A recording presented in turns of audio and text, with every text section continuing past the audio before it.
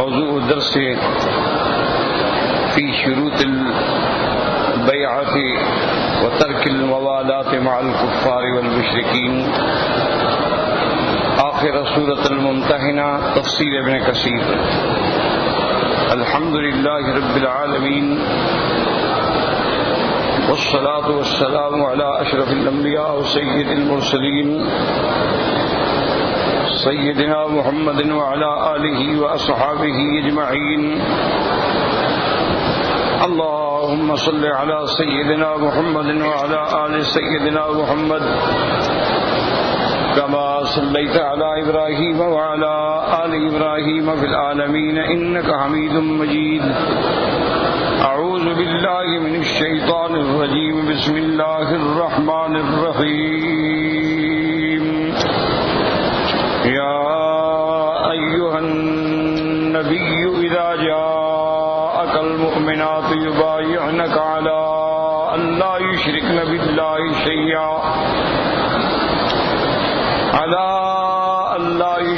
بالله شيئا ولا يسرقن ولا يزنين ولا يقتلن أولادهن ولا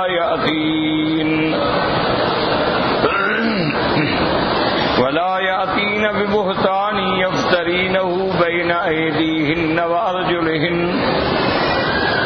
ولا يأسينك في معروف فبايعهن واستغفر لهن الله إن الله غفور رحيم۔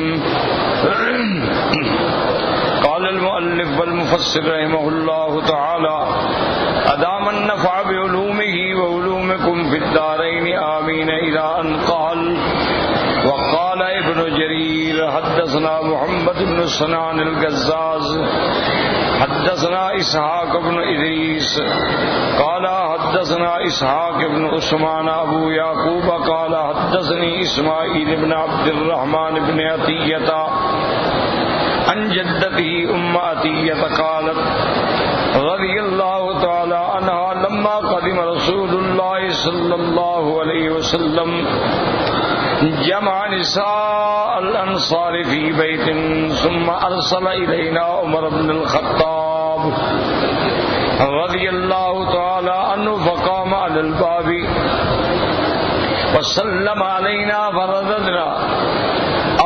فرددنا عليه السلام ثم قال أنا رسول الله صلى الله عليه وسلم إليكن، فقالت فقلنا مرحبا برسول الله وبرسول رسول الله صلی اللہ علیہ وسلم۔ اب مفسر رحمۃ اللہ علیہ بی بی ام عطیہ رضی اللہ تعالی عنہ سے روایت فرماتے ہیں کہ جب سرکار دو عالم صلی اللہ علیہ وسلم تشریف لائے یعنی مدینہ منورہ، جمع نساء الانصار، آپ نے تمام انصار کی عورتوں کو ایک گھر میں جمع ہونے کا حکم دیا۔ ثم ارسل الینا عمر بن الخطاب رضی اللہ تعالی عنہ، پھر حضور پاک نے اپنا سفیر، اپنا قاصد، اپنا رسول حضرت عمر رضی اللہ تعالی عنہ کو بنا کے بھیجا۔ فقام علی الباب، حضرت عمر رضی اللہ تعالی عنہ آ کے اس گھر کے دروازے پہ کھڑے ہوئے اور سلام فرمایا۔ بی بی فرماتی ہیں کہ ہم نے سلام کا جواب دیا۔ ثم قال انا رسول اللہ صلی اللہ علیہ وسلم الیکن، اس کے بعد حضرت عمر رضی اللہ تعالی عنہ نے فرمایا کہ میں اللہ کے پیغمبر کا قاصد اور رسول بن کے تمہارے پاس آیا ہوں۔ قالت فقلنا مرحبا برسول اللہ وبرسول رسول اللہ، آپ نے کہا ہم مرحبا کہتے ہیں اللہ کے پیغمبر کو بھی اور اس کے بھیجے ہوئے قاصد کو بھی۔ فقالت بایعن علی ان لا تشرکن باللہ شیئا ولا تسرقن ولا تزنین، تو آپ نے فرمایا کہ اس شرائط پہ ہم تم سے بیعت لیں گے کہ اللہ کے ساتھ شرک نہ کرو، چوری نہ کرو، زنا نہ کرو۔ قالت فقلنا نعم، ہم نے کہا ٹھیک ہے۔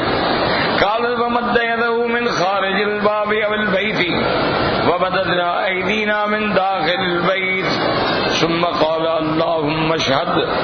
قالت وأمرنا في العيدين أن نخرج فيه الهية والأواتك ولا جمعة علينا ونهانا عن اتباع الجنائز. قال اسماعیل فسألت جدتي عن قوله تعالى ولا يعصينك في معروف قالت النهاية.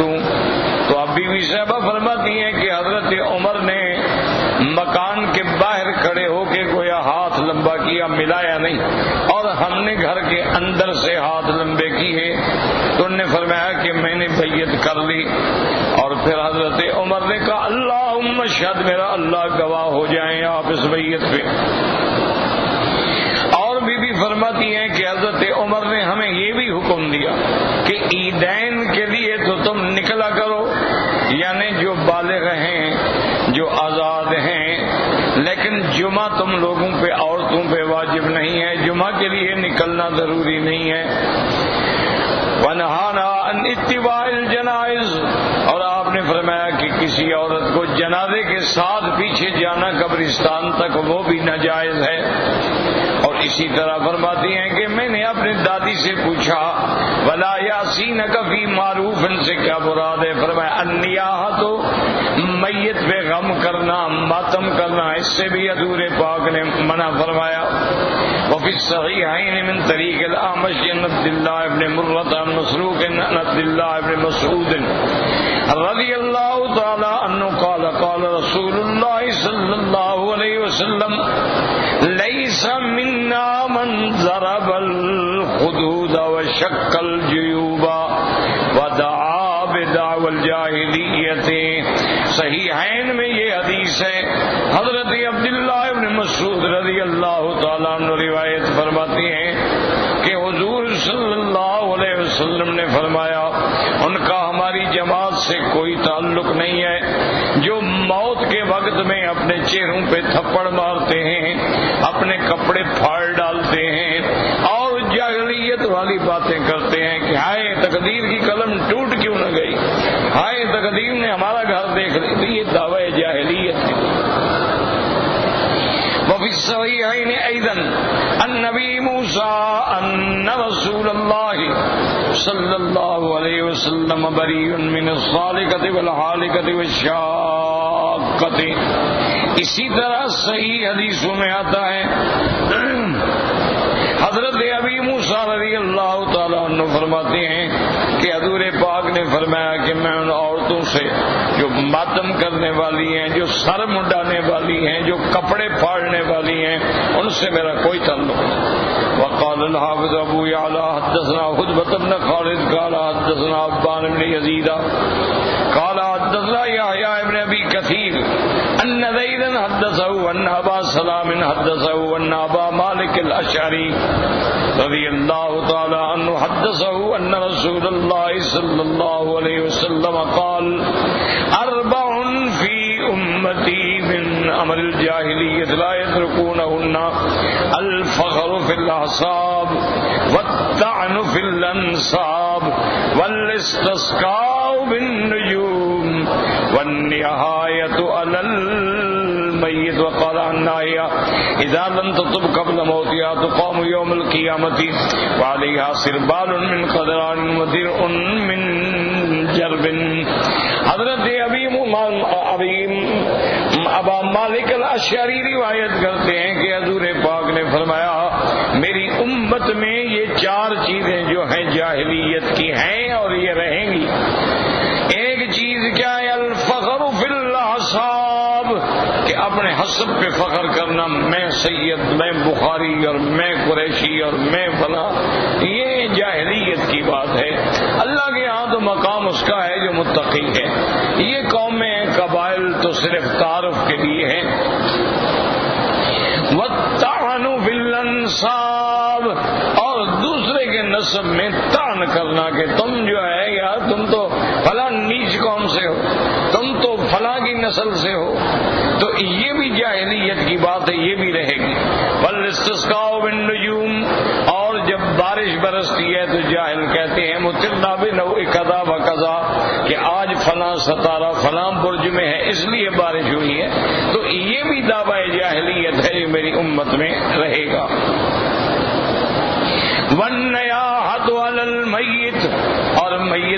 ماتم کرنا، غم کرنا، یہ بھی جاہلیت میں سے ہے۔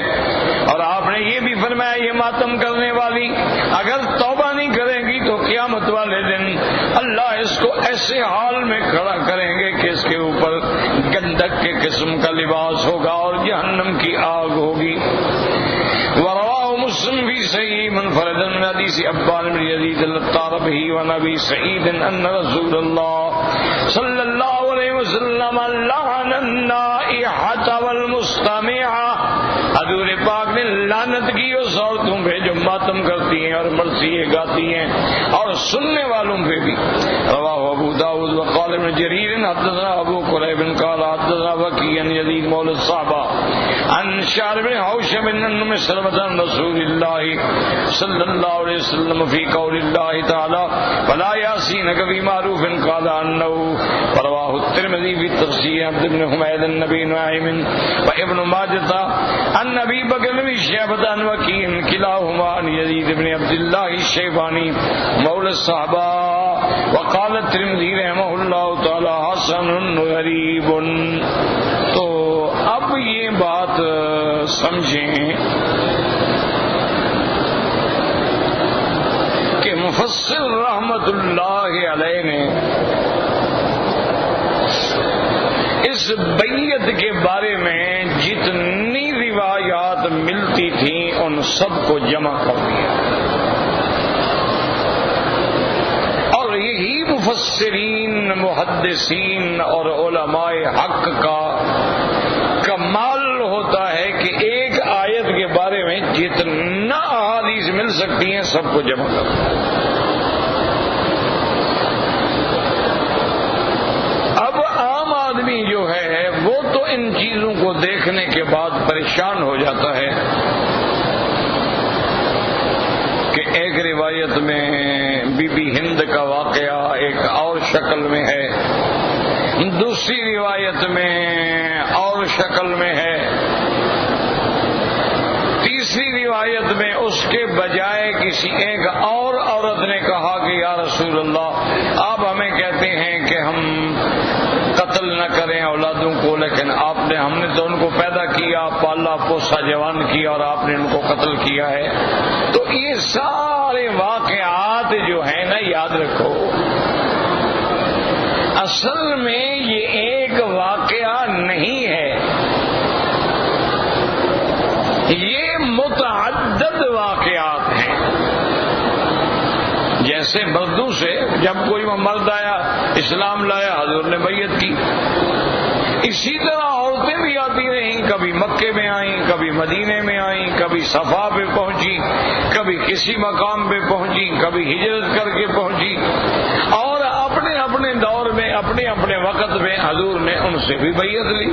تو اصل میں یہ واقعات متعددہ ہوتے ہیں، یہ ایک واقعہ نہیں ہے۔ اب انصار کی عورتوں کی بیعت صاف ظاہر ہے مدینے میں ہوگی، اور مکہ مکرمہ میں جو بیعت ہے وہ فتح مکہ کے بعد ہے۔ فتح مکہ سے پہلے تو جو بھی اسلام لاتے تھے وہ بیچارے چھپ کے اسلام لاتے تھے، وہ تو اپنے آپ کو ظاہر بھی نہیں کرتے۔ پھر وہ ہجرت پہ مجبور ہوئے، بعد نے حبشہ ہجرت کی، بعد نے پھر سیدھی مدینے پاک میں ہجرت کی، بعد نے دو ہجرتیں کی۔ اسی طرح انصار کی جتنی عورتیں ہیں لا شک فی ذلک کہ انہوں نے مدینہ منورہ میں بیعت کی۔ تو اس لیے یہ واقعات صحیح ہوتے ہیں لیکن متعدد واقعات، اور مفسر کے رحمت اللہ علیہ نے تمام روایات کو نقل کر دیا۔ آج بھی اگر کوئی بیعت کرے گا تو انہی شروط پہ بیعت کرے گا۔ سب سے پہلی شرط یہ رکھی گئی کہ اللہ کے ساتھ شرک نہ کرے، دوسری شرط یہ رکھی گئی کہ لوگوں کے مال میں چوری نہ کرے، تیسری شرط رکھی گئی کہ زنا نہ کرے، مرد ہے یا عورت ہے، اسی طرح چوتھی شرط یہ بھی رکھی گئی کہ بہتان من نہ لگائے کہ کسی گئے دوسرے کے بچے کو اپنا بنا لے، اپنے بچے کو دوسرے کی نسبت کر دے۔ اسی طرح شرط رکھی گئی اپنے اولادوں کو قتل نہ کرے۔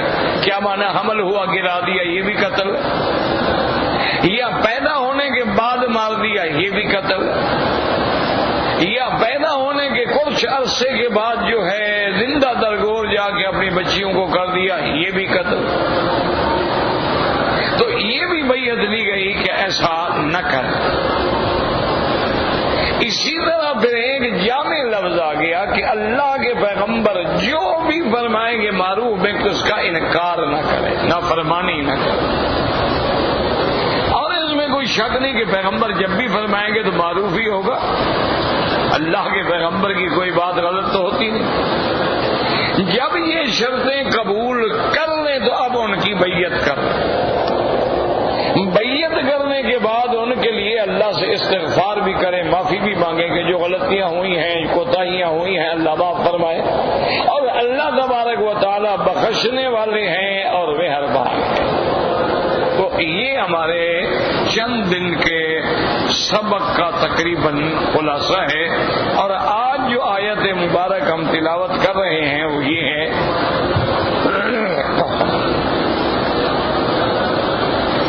یا ایھا الذین آمنوا لا تتولوا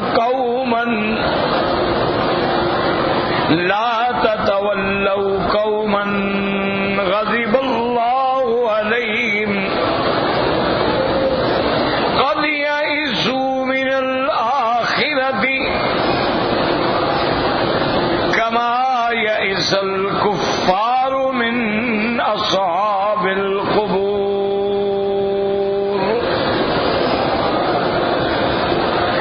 اس آیت میں اللہ نے حکم دیا کہ ایمان والو ایسی قوم کو دوستی نہ بڑھاؤ جن پہ اللہ کا غضب ہے۔ قد یئسوا من الآخرۃ، وہ آخرت سے بالکل مایوس ہو گئے ہیں، جیسے کہ کافر جو ہیں قبر والوں سے مایوس ہو گئے ہیں۔ اب سمجھیں، اس کو کہتے ہیں کہ ربط بین آخر السورۃ مع اول السورہ۔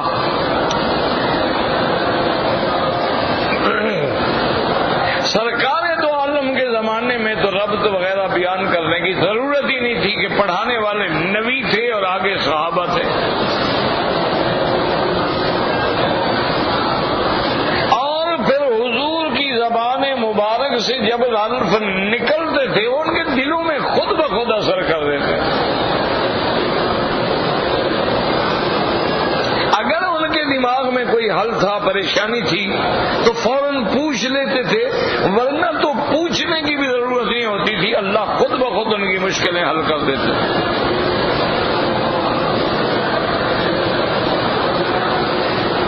اب حضور پاک کے زمانے کے بعد صحابہ کا زمانہ، پھر تابعین کا زمانہ، تبع تابعین کا، یہ خیر القرون کے زمانے۔ پھر جوں جوں ہمارا وقت جو ہے، زمانہ جو ہے سرکار دو جہاں صلی اللہ علیہ وسلم سے دور ہوتا گیا، 200 سال گزر گئے، پھر 300 سال گزر گئے، پھر 400 سال گزر گئے، اب دنیا میں بڑے بڑے فتنے پیدا ہوئے۔ صحابہ کے زمانے میں جو فتنے پیدا ہوئے ہیں بنیادی طور پہ یاد رکھنا وہ دو ہیں، ایک شیعہ، ایک خارجی۔ یہ صحابہ کے زمانے میں ہی پیدا ہو گئے۔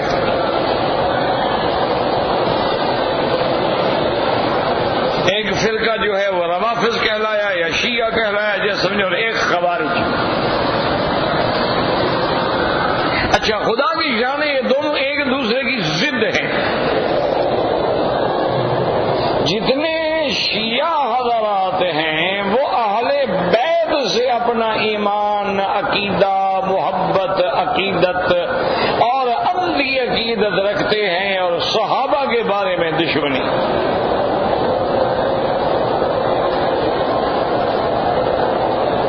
ان کی بنیاد جو ہے وہ حب اہل بیت النبی صلی اللہ علیہ وسلم ہے، اور ان کا بغض جو ہے وہ اصحاب رسول اللہ سے ہے اور ازواج مطہرات سے ہے، اور ان میں بھی اللہ نے جن کو جتنا زیادہ شان دی ہے یہ اتنا اس کے دشمن ہے. مجموعی طور پر تو سارے صحابہ کو نہیں مانتے. وہ کہتے ہیں حضور کے بعد صحابہ جو تھے نعوذ باللہ ثم نعوذ باللہ سارے مرتد ہو گئے، بس 5-6 صحابہ رہ گئے. اب چونکہ شان حضرت ابو بکر کی زیادہ ہے اور ابو بکر حضور کے سسر بھی ہیں اور ان کی بیٹی عائشہ حضور کی بیوی ہے، اس لیے سب سے یہ بڑے دشمن ابو بکر کے ہیں اور بی بی عائشہ کے.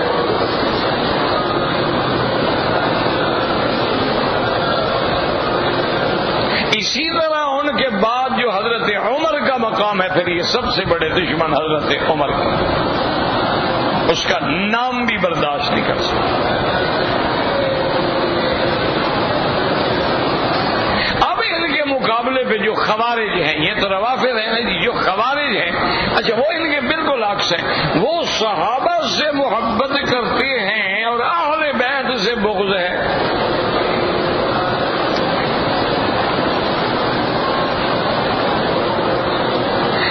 خوارج جو ہیں وہ سب سے بڑے دشمن حضرت علی کے ہیں رضی اللہ عنہ.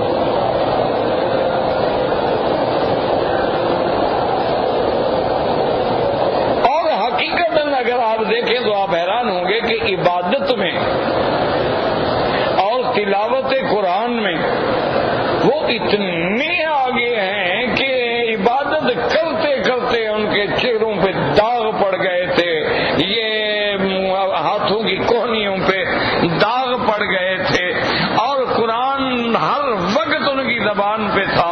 لیکن بدقسمتی یہ ہے کہ قرآن کا ترجمہ وہ جو خود کرتے تھے اسی کو صحیح سمجھتے تھے.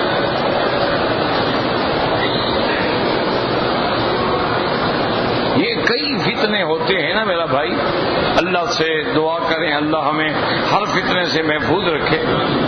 اور جو بھی فتنہ ہوتا ہے ایک یاد رکھو کہ لازماً وہ کسی آڑ میں ہوتا ہے. ایک بات ہمیشہ یاد، اب جن کے دل میں بغض صحابہ ہے تو آڑ کیا ہے؟ حب اہل بیت. کہ جی بی بی فاطمہ الزہرا کا فدق نہیں دیا، بی بی فاطمہ الزہرا کا ورثہ نہیں دیا، بی بی فاطمہ الزہرا پہ دروازہ گرا کے ان کا حمل گرا دیا، اور حضرت علی کو حضور کے بعد خلافت نہیں دی، خلافت چھین لی.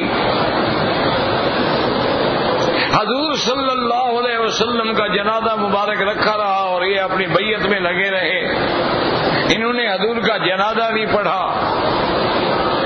یہ ایک سوالات ہیں اور بالکل ناجائز جو عبداللہ ابن سبا نے اپنی جماعت کے دماغوں میں بٹھا دیے ہیں، اور وہ بات چلتے چلتے چلتے چلتے آج بھی آ رہی ہے.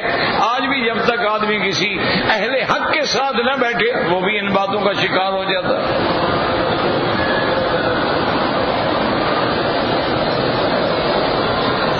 اور خوارج جو تھے وہ کہتے ہیں نعوذ باللہ ثم نعوذ باللہ کہ حضرت علی تو کافر ہیں. جھگڑا ہو گیا تھا تو حضرت علی نے حکم بنایا کہ بھئی اس کو ہم حکم بنا لیتے ہیں، درمیان میں فیصلہ کر لیں. نے کہا قرآن کہتے ہیں الحکم الا للہ، اللہ کے سوا کوئی حکم ہو نہیں سکتا. اس نے غیر بندے کو حکم بنایا، کافر ہو گیا.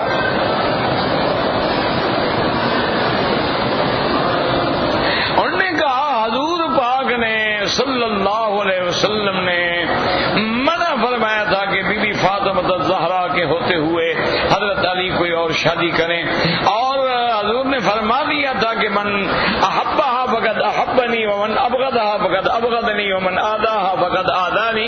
جو بی بی فاطمہ سے محبت کرے گا میری محبت سے، جو بغض کرے گا میری بغض سے، اور جو بی بی کو ایذا پہنچائے گا اسے مجھے ایذا پہنچائیے. انہوں نے کہا حضرت علی نے تو بی بی فاطمہ کو اتنی ایذا پہنچائی کہ ان کے ہاتھوں میں چکی پیستے پیستے گٹھے پڑ گئے تھے، اور پانی مشکیدے میں اٹھاتے اٹھاتے پوری جان پہ داغ پڑ گئے تھے. اور پھر بی بی فاطمہ کے ہوتے ہوئے ابو جہل کی بیٹی سے شادی کرنے پہ تیار ہو گئے.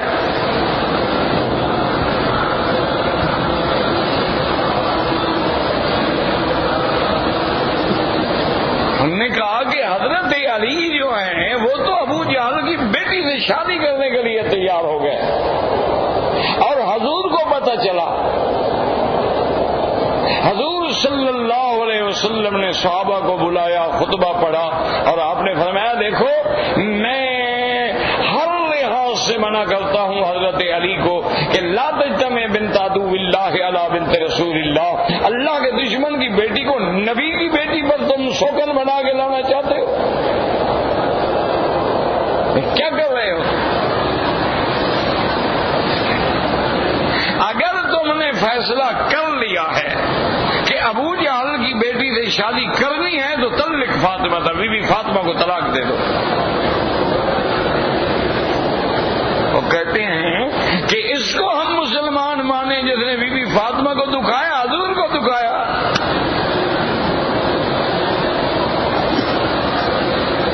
انا للہ و انا الیہ راجعون. یہ خوارج تھے.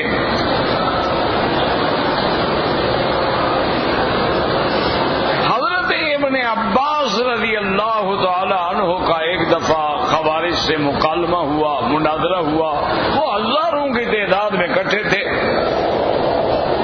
اور سب ماشاءاللہ اجلے لباس پہنے ہوئے، نمازوں کے داغ پیشانیوں پہ سجائے ہوئے، زبان پہ ہر وقت اللہ کے قرآن کی تلاوت.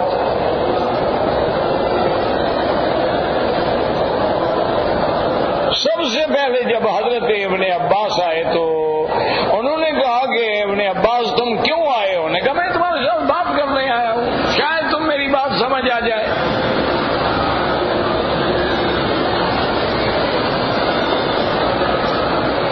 تو ان کے بعد جو تھے نا جی، انہوں نے کہا کہ بالکل ابن عباس سے بات نہ کرو، یہ قریش کا آدمی ہے، اور قریش کے بارے میں تو قرآن کہتا ہے بل ہم قوم خاصمون، وہ جھگڑالو قوم ہے، ہمیں سے کیوں بات کریں، یہ تو جھگڑالو لوگ ہیں.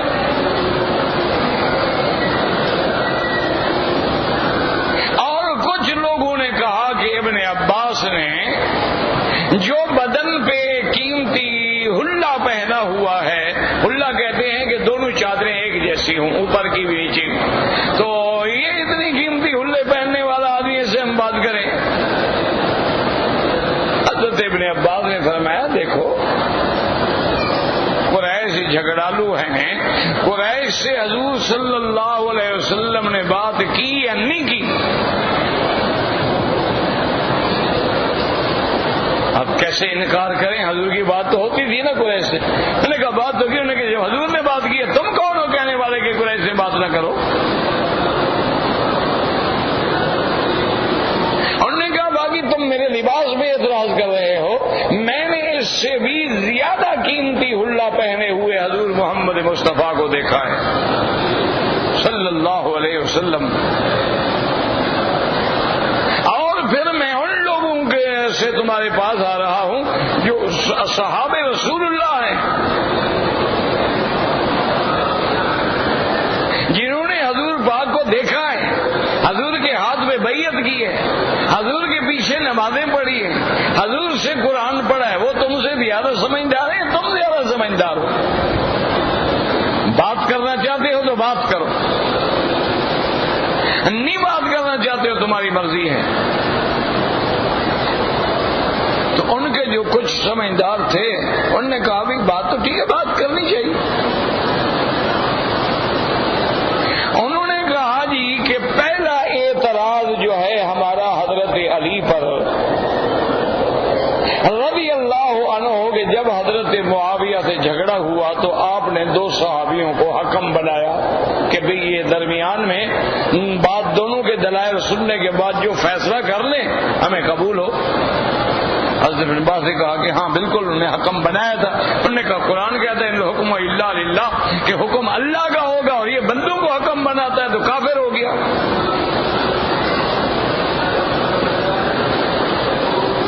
حضرت ابن عباس نے فرمایا تم قرآن کا بڑا ناز کرتے ہو.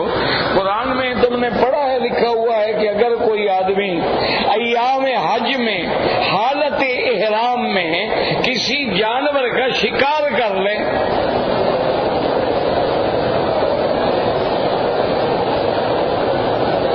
اس نے مثلاً ایک ہرن شکار کر لیا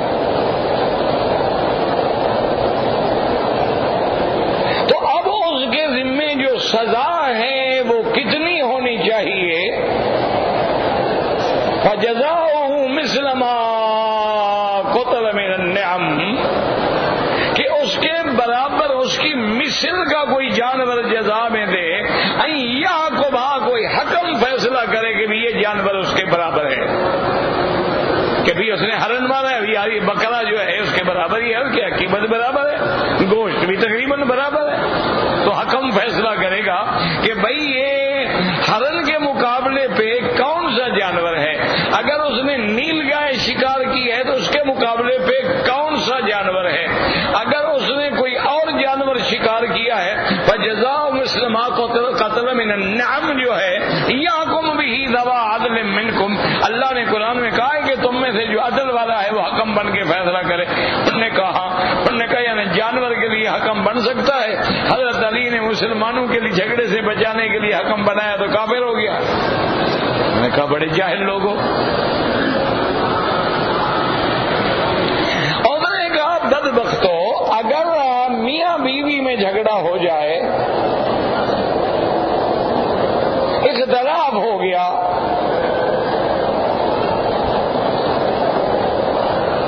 تو اب اس مسئلے کو بھی ہم کیسے حل کریں؟ تو اللہ نے قرآن میں فرمایا کہ حکم من آلہ و حکم من آلہا کہ ایک حکم عورت کے خاندان سے ہو اور ایک مرد کے خاندان سے ہو. یہ دونوں بیٹھ کے کوشش کریں اور ان کی صلح کرائیں تو عورت کے مسئلے میں حکم بنانا جائز ہے اور مسلمانوں کے فیصلے میں حکم بنانا جو ہے کفر ہے. تمہیں اتنا عقل ہی نہیں ہے. انہوں نے کہا بھی بات تو ٹھیک ہے یہ قرآن ہے کہ نہیں؟ انہوں نے کہا چلو یہ اعتراض تو حضرت علی پر ہمارا حل ہو گیا لیکن ایک اعتراض ہمارا یہ ہے کہ حضرت علی نے بی بی عائشہ سے جنگ کی اور جنگ کرنے کے بعد جب کامیاب ہو گئے تو پھر بی بی عائشہ اور ان کے جو ساتھی تھے ان کو قیدی بھی نہیں بنایا, ان کو غلام بھی نہیں بنایا, ان کا مال غنیمت بھی نہیں لوٹا, ان کی لڑکیاں جو ہیں ان کی عورتوں کو باندیاں بھی نہیں بنایا. تو اگر جنگ کی ہے ان کو کافر سمجھ کے تو پھر اس کے بعد وہی ہونا چاہیے تھا جو کافروں کے ساتھ ہوا ہے. اور اگر وہ کافر نہیں تھے تو پھر حضرت علی نے جنگ کیوں کی ہے ماں کے ساتھ؟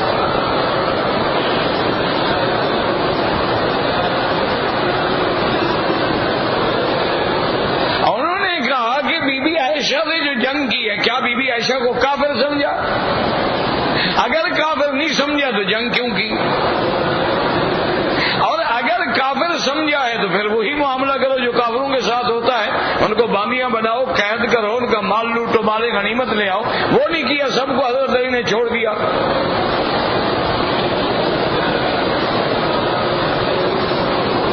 حضرت ابن عباس نے فرمایا, انہوں نے کہا اچھا یہ تمہارا دوسرا اعتراض ہے؟ انہوں نے کہا ہاں یہ دوسرا اعتراض.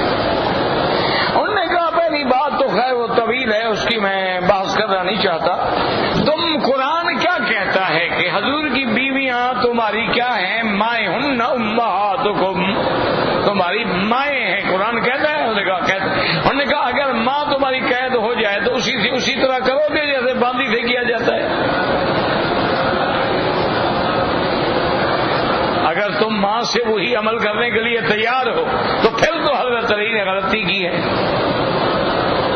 اور اگر نہیں تیار ہو تو ماں تھی, پر ماں کے بارے میں وہ کیا کہتے ہیں؟ انہوں نے کہا ہاں سیدہ عائشہ صدیقہ جس اونٹنی کے ہودج میں سوار تھیں، کسی نے اس کی نیچے آگے رسے کاٹ دیے، بی بی عائشہ ہودج گر پڑا، بی بی صاحبہ زمین پہ گری، سب سے پہلے بی بی عائشہ پہ چادر ڈالنے والا حضرت علی تھا۔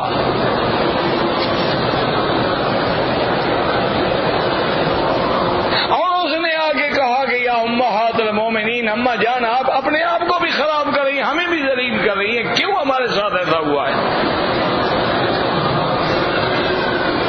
تو بی بی عائشہ نے فرمایا علی میری تو تمہاری صلح ہو گئی تھی، میں نے تو جنگ نہیں کی، جنگ تو تم نے کی ہے۔ اصل میں تو جنگ دشمنوں نے کرا دی تھی نا، حضرت علی اور حضرت عائشہ کی تو صلح ہو گئی، لیکن اب دشمنوں کو یقین ہو گیا تھا کہ اب ہم نہیں بچ سکتے، اب قاتلان عثمان پکڑے جائیں گے، تو انہوں نے یہ کیا کہ 30-40 آدمیوں کو چھپا دیا کہ تم حضرت علی کی فوج پہ حملہ کر دو، تم حضرت عائشہ کی فوج پہ حملہ کر دو، اور وہ شور کریں علی کی فوج آ گئی، وہ شور کریں کہ عائشہ کی فوج آ گئی، اٹھ کے صحابہ لڑ پڑے۔ وہ تو دونوں لڑنا ہی نہیں چاہتے تھے۔ اب میں مجھے ایک بات کا جواب دو، عائشہ قرآن کی نقطۂ نظر سے حضرت علی کی ماں ہے کہ نہیں؟ انہوں نے کہا ہے، ماں کے ساتھ وہ کیا کرتا؟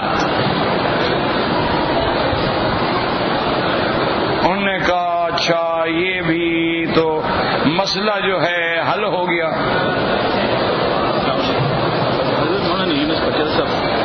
ہاسپٹل میں اللہ شفا کس وقت وہاں کو آنا؟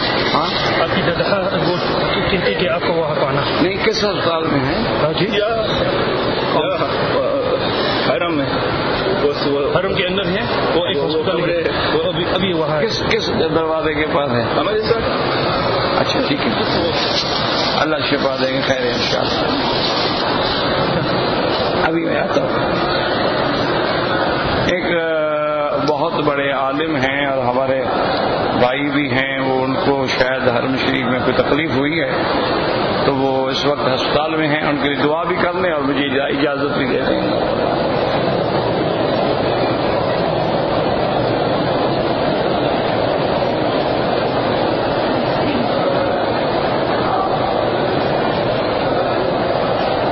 صلی اللہ تعالی علی خیر خلقہ سیدنا محمد وعلى آلہ یا رب۔